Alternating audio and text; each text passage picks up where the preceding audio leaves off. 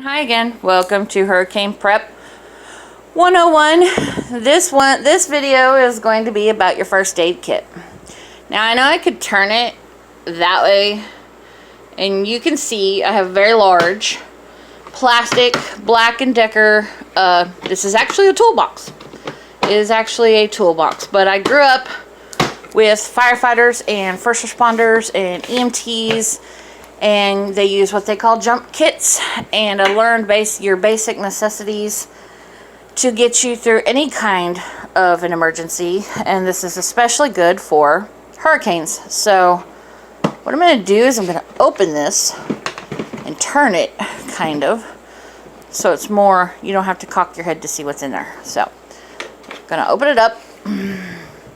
And a couple of things you're going to see in here, you're going to wonder why in the world are these things in here, and I'm going to explain that.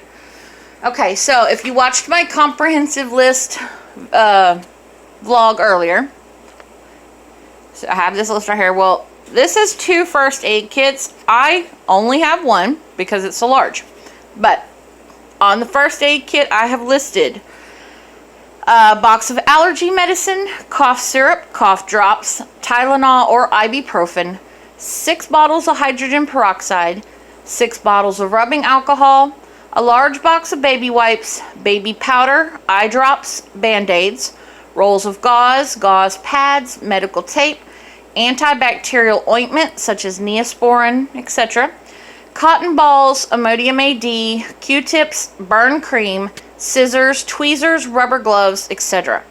I also put a Ziploc bag of maxi pads in here, and I'll explain to you why in a moment.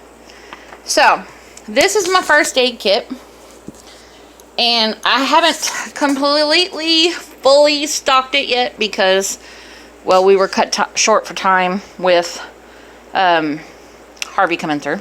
But I'm allergic to latex personally, so I have to get nitrile gloves. But if you're not allergic to latex, latex will work as well. But plastic gloves, that way if you're dealing with a wound, either, on a family member or a stranger, if you're out volunteering or something, there are bloodborne pathogens and you don't want to get those, and you don't want to get any kind of contaminations, God forbid you even have just a tiny cut on your hand. So these are always good. I use them around the house. I use them for all kinds of things. But definitely keep a box in your first aid box. Medical tape, obviously, for applying all your first aid, gauze pads. I got several different sizes, 4x4s, 3x4s, 2x2s, and you'll secure them with tape, obviously. Band-aids, I keep extra large and regular. I tend to keep fabric because I don't know why, but they stick a little better, especially if they get wet. And I also tend, and again, I don't know why, but I do, to get antibacterial ones. And they don't have to be Johnson & Johnson brand. Obviously these are Equate Walmart brand. They're just as good. Matter of fact, I had one of these on my toe because I had something wrong with my toe, and I was walking out through the Harvey waters and it stayed on. So I was quite impressed. So, but I tend to see antibacterial. Anyways, so you get your gauze pads. You need antibacterial wet wipes to wipe things down. You also need hand sanitizer. Keep that in there. Rolls of gauze. This is a bag of creams and ointments. You have 8 rash ointments, itch ointments. This is where you'd have, I keep my sunscreen, tube of sunscreen in here. These right here are such a blessing. I get them at a local pharmacy, but if you can order them online, I had to use part of one when I burned myself cooking, actually. This is called Zeroform. It's a petroleum dressing that hospitals put on burn victims. So if you get any kind of a burn, you can cut a piece of this off. It's a big sheet inside, Vaseline covered basically with antibacterial, Vaseline, if you will. My son had an incident when he was little. He tied something around his toe and he almost lost his toe. And they actually wrapped this around his toe before dressing it, and it saved his toe. So we always keep this on hand, and it's good. Even if you cut it open and use it, you can still just fold it over and make sure it's sealed properly, tightly. And it should stay good. Like I said, it's a petroleum jelly, but it's used on burn victims. Your Neosporin, like I said, your anti-itch, A and D for any kind of rashes, sunscreen, keep all of that in there. Then you have Q-tips, and you can use those to clean wounds or apply, you know, creams and lotions and whatever to cuts. So I get these jewelry making bags from Hobby Lobby, or I think Walmart has them too. But I just get the big box of Q-tips and I divide them up and I put a bunch of them in here. So, acetaminophen. I had to break into the ibuprofen, so because we ran out of the open bottle that we had, so I'll have to get another one to put in here. But I keep both acetaminophen and ibuprofen, and I just bought this at the Dollar Tree. Now, if you put medications of any kind or anything that might have an expiration date, make sure you keep tabs on it and check it frequently. Like I just bought this one, so this is good through 2019, so we're good on this one because it's brand new. And like I said, I gotta get another Advil ibuprofen to put in here. I've got to move this bag so you can see.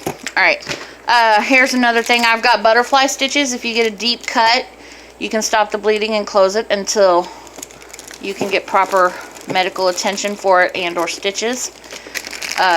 Nurses, obviously, you know, if you're watching this, you can probably stitch up your own if a worse comes worse in the event of emergency. But, you know, I'm not a nurse, so I'm not going to stitch myself up because I don't like pain, believe it or not. Alcohol swabs and wipes, you know, you keep those in here too. I have a Ziploc bag with, because I have been unfortunate to have to go to the hospital, but you can also buy these at medical supply places. They're little, excuse the way I'm going to put this, but barf bags, and in case anybody gets sick. I also have Ace wraps to wrap around like gauze rolls if you've hurt yourself really bad. If you have medical conditions, like I do, I have a blood pressure monitor and a spare glucose monitor, as well as my stethoscope. Baby powder keeps things, you know, dry. Antacids, you know, sometimes your nerves can even, you know, mess with you. Here's some of my peroxide and my alcohol. Tongue depressors. Well, let me back up. Eye drops, in case, you know, you get debris or anything in your eye drop. Again, watch your expiration dates. Luckily, this one's through the 2020 because I just bought it. And again, at the dollar store, it doesn't have to be cheap, you know, expensive, you know, Visine. If that's your preference, that's fine. But in this bag, I've got a crushable ice pack, an instant ice pack. As long as you don't crush it, it just stays in there. But as soon as you crush it, it becomes an instant cold pack for swelling and things like that. I've got the long-tipped Q-tips wrapped, sterilized in here. I've got a thermal wrap in case anybody, you know, needs to be wrapped from the elements. I've also got tongue depressors, and you're going to ask me why tongue depressors. Okay, but number one, you can see if, you know, maybe a child swallowed something or whatever, but you can also use them to splint fingers and things like that. You take it and you put it on the finger, and then you wrap it up with tape and whatnot. So those are makeshift splints in a worst case scenario. So I keep those. Dust masks, because with all the debris and everything, especially when you're cleaning out a house that has been damaged afterwards, you're going to need them.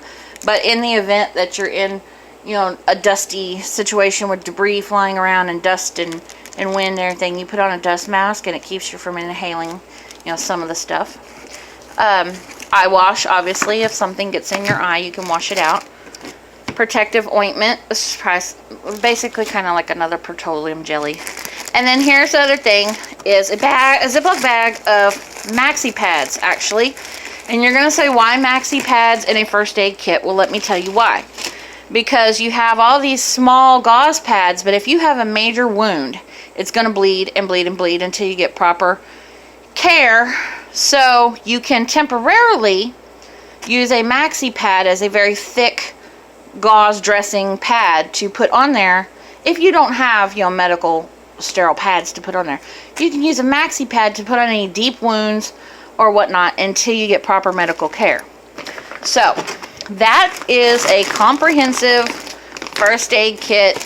Now, some of the things on my first aid kit were more of the medicinal types of things, like your cough drops, your cough syrups, allergy medicines, things like that. Except for the ibuprofen and acetaminophen, because you can use those for pain as well. I do not put my medicine in here. Medicines I will cover in a whole nother vlog. So, but you can if you want to. If you don't have to have a lot of medications, gathered together at one point in time, then you by all means can put all those medications in your first aid kit. The only thing I have not, and I just actually noticed that, was my scissors and my tweezers are not in here for some reason. I don't know why. So I'm going to have to find an extra set of those and put them in. But that is a comprehensive overview of a jumbo maximum help first aid kit. Like I said, I have it in just a black plastic Black & Decker toolbox. So there you have it. A first aid kit ready for storm preparation or clumsy people like me or whatever. So I hope this helped you. I hope the explanations understand why I recommend having some of this stuff. And if you have any questions or comments, feel free to post them below, or you can email me, get in touch with me, and I'll be happy to help you. So until then, we'll see you in the next vlog, and be careful and be safe.